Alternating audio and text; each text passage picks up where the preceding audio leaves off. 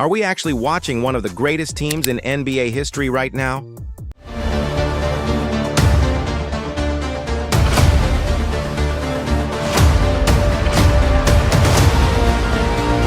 Because the Oklahoma City Thunder are now 20-1, the second best start to a season ever, only behind the 2016 Golden State Warriors. And the wild part is Oklahoma City is yet to play a single game with its fully healthy starting five. This Thunder team feels impossibly good so far this season, and it genuinely feels like the NBA has no answer for the Oklahoma City Thunder. For every historical season, you need a historical player.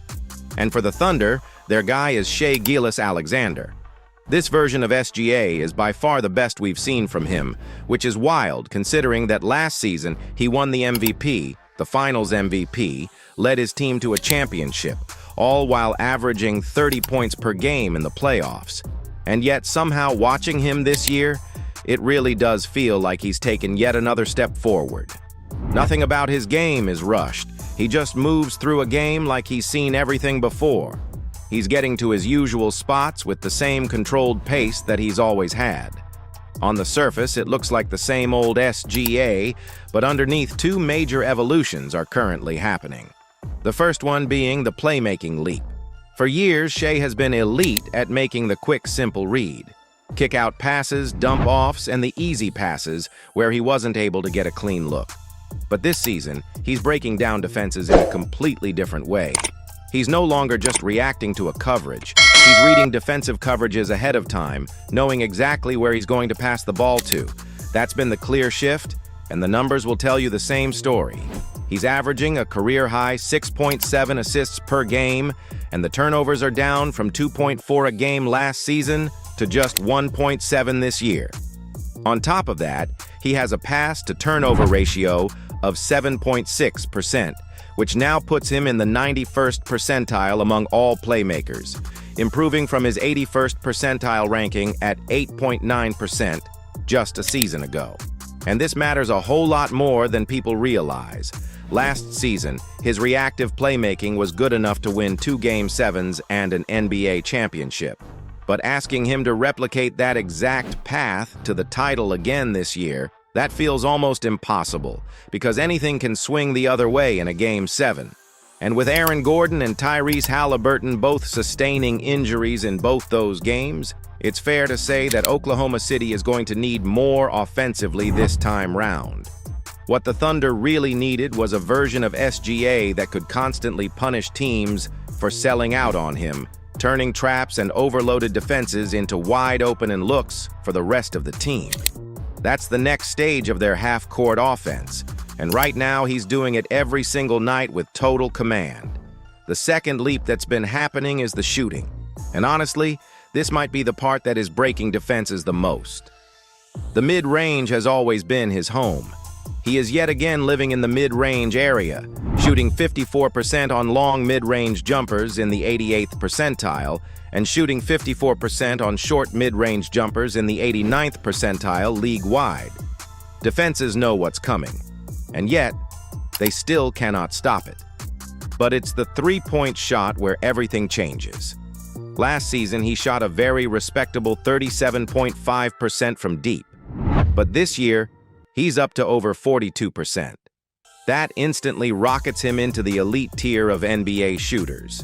That in itself completely changes the way you have to guard him, because you're no longer able to just go under every screen, as you have to be out there at the level to contest. And for Shai, that means the driving lanes have never been more open, and he's getting more opportunity to bait for fouls, because defenders have to be more aggressive closing out from further away. This season, SGA basically took the only two weaknesses in his game, the playmaking and three-point shooting, and turned both of them into legitimate strengths. He's now flirting with a 540,900 season, and he's under the 90% at the free throw line by less than 1%, as he's doing all of this while carrying one of the highest workloads on the ball in the NBA. SGA spends about 36% of his time on the ball, which is elite usage territory. And yet his efficiency still looks like something out of a video game. When you combine that level of volume with that level of efficiency, You get one of the cleanest high-usage scoring profiles from a guard in league history. It's no wonder he casually walks his way to 20 points every game like he's barely trying. And after that 123-115 win over the Blazers, Shea reached his 93rd straight game with at least 20 points, tying Wilt Chamberlain for the longest streak in NBA history. 93 straight. You do not stumble into that. Nobody in the modern NBA touches a record like that on accident. And the best part is what his evolution has done for the rest of the group. Because Shaw's leap doesn't just make him better. It raises the ceiling of this entire team. A season ago, the Thunder were already one of the best defensive teams in basketball. But what they've turned into this season is something far beyond just elite. It's one thing to have a great scheme or a great rim protector, but Oklahoma City has built something that almost no modern NBA team has managed. A defense where every single player on the roster can genuinely guard. When you look at this team's rotation, you start to realize there isn't a single weak link that opponents can hunt. Even SGA has proven an ability to hold up in single coverage. Every lineup has size, length, switchability, and a level of collective discipline that just doesn't look normal for a young team. And that's what makes this such a nightmare. You're not able to just go mismatch hunting because there's nobody favorable to attack. The point of attack defense sets the tone every game, and it always starts with Lou Dort. He takes the toughest guard or wing matchup every single night, and by using a combination of size, strength, balance, and raw physicality, he pretty much can guard anybody in the game. But the real chaos begins the second you turn your head. The other four defenders collapse on you instantly. They swarm, they dig, they jump the passing lanes, and they turn every mistake into a fast break. And when this team does get out in transition, they score more fast break points than any team in the history of the NBA. This isn't just pressure, it's suffocation. And let's say somehow you do break through that initial wall. Well, congratulations. Now you have to deal with Cadet Holmgren and Isaiah Hartenstein inside. Siet is already one of the league's best shot blockers. But what makes him truly special is how he can switch on to guards on the perimeter, slide his feet, and not give up an easy look. Hartenstein brings a totally different element. Still a threat as a shot blocker, but he's also an elite post defender with the ability to hang with guys like a Jokic or an Alperen Şener. And then he has Chad Holmgren to come over and help defense. I mean, that is a torture chamber for an opposing big. These two cover ground for each other. They're constantly communicating, and they're cleaning up every mistake that the perimeter players give up when they're being overly aggressive trying to get in the passing lanes. Most teams are lucky to have just one great rim protector, but Oklahoma City has two of the very best. But the part of the defense that is truly overwhelming to work against is the rotation. It feels like every option on every possession disappears the second you think about using it. And that isn't just off of talent, that's buy-in. That's a team that wants to play defense more than anybody else in the league. And that effort level on top of an elite defensive system creates something that genuinely overwhelms opponents. And that's the foundation for a stat that moves OKC from a great defense into a historical outlier. Relative defensive rating. This is how much better you are than the rest of the league.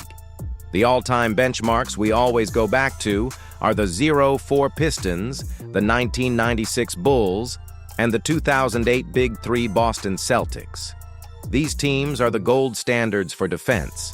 The kinds of defensive teams that shaped the modern era and won championships through the first 21 games of the season. The Oklahoma City Thunder have a -11.1 relative defensive rating by far. And it isn't even close. The best relative defensive rating of the modern era. Not just a hot stretch, and it's certainly not a typo. They are legitimately the best we've seen in a very long time. When a team starts with an 18-1 record without their second-best player, that tells you something outrageous about just how good they are. But when that second-best player happens to be a guy who scored 40 in the NBA Finals, who can run an offense, defend 4 positions, and might secretly be the most complete wing in the entire league, his return doesn't just help. It raises the ceiling of the group yet again. and it makes you rethink what this roster is actually going to be capable of when they are fully healthy. Jalen Williams is basically the bridge that connects everything. He's the guy who smooths out the half-court offense and makes it look fluid, especially when SGA has to go to the bench. And honestly, the more you watch him, the more it feels like J-Dub might be the most versatile player in the sport. He started games for this team as a center when Oklahoma City had no bigs last season, and in the brightest lights of the NBA Finals, when Indiana was trapping Shea and forcing the ball out of his hands. Jalen Williams stood up and became the point guard for this team for long stretches of that series. And I mean, that is just not normal. That's the kind of skill set that won them the championship. And now that he's back, he's going to be able to steady the bench minutes, run the offense when Shea sits, making Oklahoma City even more dangerous. And when you remember just how ridiculous his offensive leap was from October last year to the NBA Finals, it isn't hard to expect that he's going to take another leap this season once he gets his legs back under him. Combine that with the fact that the team was already 18-1 without him. And yeah, every other team in the league should be absolutely terrified right now. And it isn't just the offense. The reason he's able to slide into all these different roles is because he's legitimately a high-level defender. I feel like a lot of people kind of push this under the rug about Jub, but he legitimately is one of the best defenders in the game. He guards 1 through 4 with 0 issues, and he just checks every defensive box that a modern team could ever ask for. And of course, the first game back was always going to look a little rusty. He was adjusting to the NBA pace again, figuring out his timing, recalibrating the jump shot, and all the normal stuff that comes with your first game back after missing time with an injury. But even at something like 70% strength, he still gave OKC 8 assists, 2 steals, elite defensive possessions, and total control over the bench minutes. Then in his second game back on the road in Portland, he put up 16 points, 8 rebounds, 5 assists, and 3 blocks. Even though the shot wasn't fully there, once that rhythm does come back, which it's going to, this version of Jalen Williams is going to look like a fully formed star all over again. And the fact that he's been able to impact all over the floor in just his first 2 games back, I believe, is only a sign of what's to come. But what really makes this Thunder team so overwhelming doesn't have anything to do with the star power. It's what's under the hood. They can beat you in more ways than any other team in the league because every star player in the rotation brings something different. And more importantly, every player is playable in high-lever postseason moments. There isn't a guy on this roster who gets hunted, who gets schemed off the floor, or who forces OKC into a lineup they didn't want to use. Instead, they have a rare combination of youth, skill, two-way ability, and complete stylistic flexibility that almost no other team in the league is able to match. Chetgrin might be the clearest example of this. He's taken the leap that we all anticipated. He's rolling to the rim harder, putting real pressure on opposing defenses, attacking mismatches, and he's still providing them with floor spacing, knocking down 35% from deep, which puts him in the 79th percentile league-wide. And defensively, he's starting to look like a system all by himself. He erases drives, he redirects possessions, and he alters roughly 10 to 12 shots a game, even if he's not actually blocking them, and he still blocks plenty of shots at 1.5 a night. You can almost watch his game developing in real time. And month by month, he looks more and more like a perennial All-NBA player. Then you've got Isaiah Hartenstein, who's really been able to be the stabilizer whenever Holmgren isn't in the game. And it's just all of the little things that iHeart does that's just so impactful. You clearly saw that in the 2 games without him against the Suns and Blazers, where Oklahoma City had to battle deep into the 4th quarter of both, which is something they really haven't had to do all season. That alone should tell you just how important Isaiah Hartenstein is to the overall structure. Then you've got A.J. Mitchell, the breakout guard, who looks like he's been in the league for 8 years instead of 2. He brings strength, composure, and real on-ball creation without ever needing to dominate possessions. He gets to the paint with force, has an ability to finish through contact, and he organizes bench units with a calmness that fits OKC's system perfectly. When I watch him, he reminds me of a Mavericks Jalen Brunson. And if the Thunder can find a way to keep him long-term next to Shea, I mean, that would be ridiculous. On top of that, you have three incredibly dangerous defensive players with Lou Dort, Case Wallace, and Alex Caruso. All of them are fundamentally sound. All of them fit the system perfectly, and all of them are fully playable in the playoffs. Caruso, in particular, has been absurd. The Thunder are 9.3 points better with him on the floor, which is incredible considering OKC are already a plus 15.3 when he's not in the game. But when Caruso's on, that jumps up to a plus 24.6 net rating. That's a level of dominance you almost never see. And that has to do with the defensive impact. The team's defensive rating with Alex Caruso in the game is at a 96.9. In today's NBA, that's basically impossible. The Thunder don't just have depth. They have the ability to throw so many different lineup combinations at an opponent, and all of them work at an incredibly high level. When you look around the league, no other contender has this many variations that they can play. And all of these different lineups that the Thunder use can all defend, and most importantly, will all hold up under the brightest lights of the NBA playoffs. This Thunder team aren't just winning games. They're doing it in such a dominant fashion that it almost feels unfair.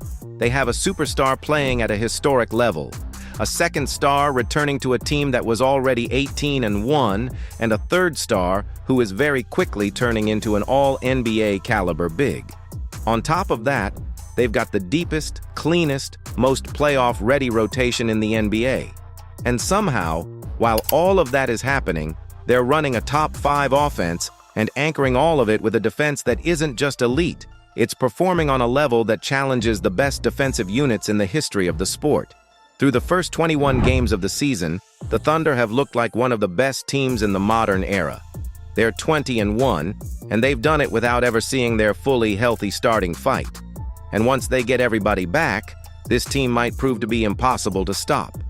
But another young team that has quietly put together something really dangerous on the other side of the league is the Toronto Raptors, as they have truly emerged as one of the best teams in the Eastern Conference. And if you want to learn why, then you can check out that full breakdown video right now.